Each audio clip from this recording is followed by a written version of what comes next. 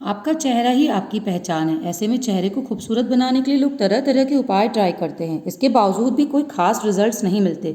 पर आज जो क्रीम मैं आपके लिए लेकर आई हूँ, इससे आपको डेफिनेटली रिजल्ट्स मिलेंगे। इससे आपका चेहरा न सिर्फ खूबसूरत होगा बल्कि शाइन भी करेगा। रिजल्ट्स आपको खुद देखने पर महसूस होंगे। तो चलिए शुरू करते हैं बनाना।